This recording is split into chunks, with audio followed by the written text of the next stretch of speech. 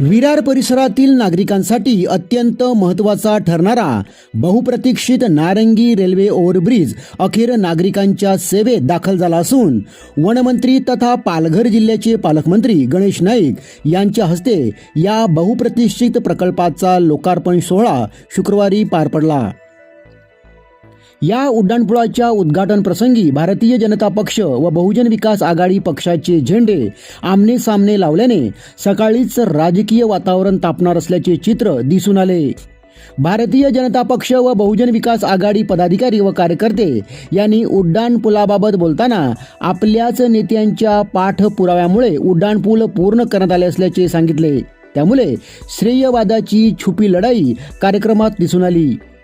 उड्डाणपुलाच्या उद्घाटनानंतर भाजप व बहुजन विकास आघाडी पक्षांच्या कार्यकर्त्यांनी घोषणाबाजी केल्याचे दिसून आले।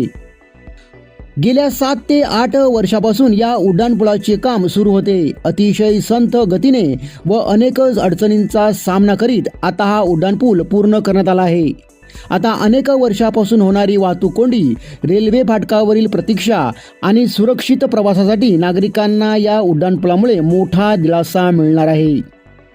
या लोकार्पण सोहळ्यास खासदार डॉक्टर हेमंत सवरा, आमदार स्नेहा दुबे, आमदार राजन नाईक, आमदार राजेंद्र गावित, वसई विरार महापालिकेचे महापौर अजू पाटील, जिल्हाधिकारी डॉक्टर इंदुराणी जाखड, वसई विरार शहर महानगरपालिका आयुक्त पृथ्वीराज बीपी, जिल्हा परिषदेचे मुख्य कार्यकारी अधिकारी मनोज रानडे यांच्यासह विविध विभागाचे वरिष्ठ अधिकारी, लोकप्रतिनिधी यांची उपस्थिती होती।